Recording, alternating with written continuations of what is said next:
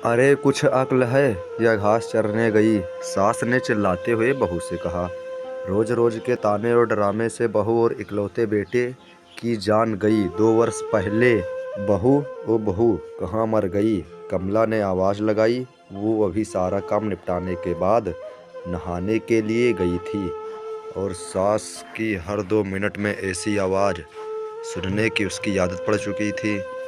जरा सी नज़रों के सामने से हटी कि सास चिल्लाना शुरू कर देती। इस बार आवाज़ कुछ ज़्यादा तेज थी, कोई अनहोनी ना हो गई हो। उसने जैसे तैसे अपने ऊपर 2 मग पानी डाला और कपड़े पहनकर बाथरूम से दौड़ते हुए सास के कमरे में पहुंची। अरे मेरी, तुझसे एक काम भी ठीक से नहीं होता। कमला देवी फिर चिल्लाई। क्या हुआ माँ जी? उसने डरते डरते पूछा। हुआ क्या है? दिखता नहीं कमबख्त, ये कमरे में पानी पड़ा है। आज पोछा नहीं लगाया था क्या? अभी कहीं मैं गिर जाती तो मेरी हड्डी पसली टूट जाती। कमला देवी ने चिल्ला कर कहा। लगाया तो था माँ जी। उसने धीरे से कहा। तो ये कहाँ से आ गया? हे भगवान, मेरी तो किस्मत ही फूटी है जो ऐसी लड़की पर मेरे बेटा लट्टू हो गया। ना जाने कहाँ कहाँ से बड़े बड़े घरों से उसके लिए रिश्ते आ रहे थे। अच्छा अब चल जल्दी से इसे साफ कर दे, सास ने चिल्लाते हुए कहा। उसको पता था कि नहाने जाने से पहले ही उसने पूरा घर साफ किया और ये पानी जानबूझकर उसकी सास ने ही उसे तंग करने और ताने सुनाने के लिए गिराया है। फिर भी उसने बिना कुछ बोले गिरे पानी को साफ कर दिया और अपने कमरे में आकर थोड़ा आराम करने बैठ गई। सोचने लगी, सास की चिल्लाहट अब कौन से काम के लिए बुलाने वाली होगी। उसके लिए ये कोई आज की बात नहीं थी। जब से वो शादी कर इस घर में आई थी, उसके पति के ऑफिस जाते ही ये रोज का नियम था। आज किसी बात पर, कल किसी बात पर, बस उसकी सास को एक बहाना चाहिए था। अगर नहीं मिलता था तो बहाने बनाने की कला में वो माहिर थी। इस रोज रोज की किचकिच से अक्सर वो तंग आ जाती थी। पर कुछ पति के प्यार, कुछ साल की उम्र और कुछ घर की नई बहू होने की वजह से सब बर्दाश्त कर रही थी। उसे खुद ही समझ नहीं आ रहा था कि उसके खुद के वजूद में इतना परिवर्तन कब और कैसे आया। उसको यह भी याद नहीं कि अब उसके अपने घर में उसकी माँ या पिता ने कभी उससे ऐसी सुर में बात की। अपने कॉलेज और स्कूल के समय तो वो बिंदास लड़कियों में से एक थी। पूरे स्कूल या कॉलेज में कभी भी किसी के साथ कोई गलत बात होती थी तो लड़ने के लिए सबसे आगे खड़ी मिलती थी। किसी के भी हक के लिए वो पूरे सिस्टम से लड़ जाती थी। पर आज अपने ही खिलाफ हो रहे अन्याय को चुपचाप सह रही थी। सोचती थी, क्या यही शादी के मायने होते हैं? जब एक लड़की को अपने स्वाभिमान और सम्मान को एक नया परिवार की सूली पर चढ़ा देना पड़ता है। शाम को पति के आने पर बहुत सारी बातें कहने का मन होता था। एक दो बार कहीं भी थी, पर एक तो थके होने से वो इस पर ज़्यादा ध्यान नहीं देते थे और फिर अपनी माँ के खिलाफ वो एक भी शब्द नहीं सुन सकते। उनकी माँ भी अपने बेटे के सामने उससे बड़े दिखावे के साथ बातें करती थी, पर जैसे ही बेटा घर से बाहर निकलता था उनके तेवर बदल जाते थे। जो उसे समझ में नहीं आता था कि एक इंसान पल भर में 2 तरह के व्यवहार कैसे कर सकता है। कमला देवी को सबसे ज़्यादा तकलीफ़ तो उसकी शादी में मिले दहेज से थी। जबकि उसके माता पिता ने अपनी हैसियत से बढ़ चढ़ कर उसकी शादी में खर्चा किया, लेकिन दहेज में या दूसरे से कुछ भी मुफ्त में मिलने का उम्मीदों और अभिलाषाओं का कोई अंत नहीं होता। हर चीज़ कम लगती है और उसके आने पर सबसे पहले उन्होंने घर की महारिन की छुट्टी कर दी और घर में उसके कदम रखते ही हाथों की मेहंदी का रंग छूटने के पहले ही बाकी कामों के अलावा बाई के सारे काम भी उसके ऊपर आ गए।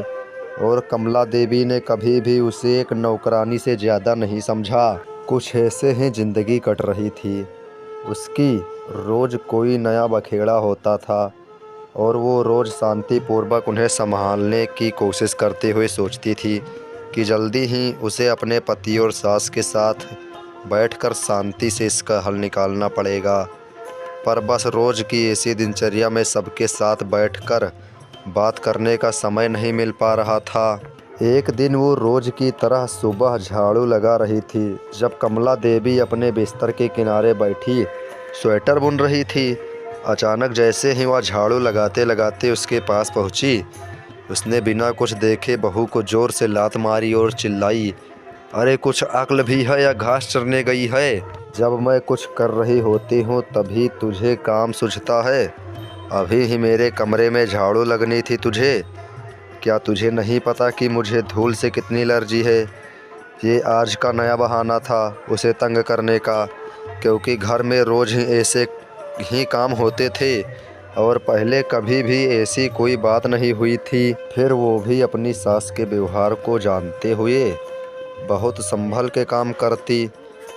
वे उनके द्वारा दिखाई जगह पर सफाई के लिए जैसे ही थोड़ा झुकी, ना जाने किस झोंक में कमला देवी ने जोर से पैर चलाया और वह बहू के कंधे पर जा लगा। जब तक वह खुद को संभालती उसका सिर सामने की दीवार से टकराया और गिर पड़ी। कमला देवी चिल्ला उठी, क्या हुआ कलमुही, मर गई क्या? उठ क्यों नहीं रही? बचा हुआ काम कौन करेगा? चल उठ। वो उनकी कुछ बातें सुन तो रही थी पर समझ में कुछ नहीं आ रहा था और बड़ी हिम्मत करके जैसे तैसे वो उठने की कोशिश कर रही थी कि कमला देवी ने फिर ठोकर मार दी और सिर दोबारा दीवार से टकरा गया। इस बार बहू बेहोश हो गई थी। सास बड़बड़ाते हुए उसे कोसती रही। जब नहीं उठी तो कमला देवी के हाथ पांव फूलने लगे और तुरंत अपने बेटे को घर आने के लिए फ़ोन किया। ती उसे तुरंत हॉस्पिटल ले गया तो कमला देवी भी साथ साथ आई और एडमिशन कराने के लिए समय भी बड़बड़ाई जा रही थी। सब पता है इसके तेजा चरित्र का, सब करके कराने और मुझे तंग करने के नाटक हैं इसके, जिससे घर में कोई काम न करना पड़े और हम इसकी सेवा करें। तो इसका बेटा काफ़ी दिनों से घर में जो चल रहा था सब देख और समझ रहा था, पर आज माँ के ऐसे व्यंग देखकर कुछ ज़्यादा ही परेशान हो गया। लेकिन इस समय उसे अपनी पत्नी की जान बचाने की पड़ी थी।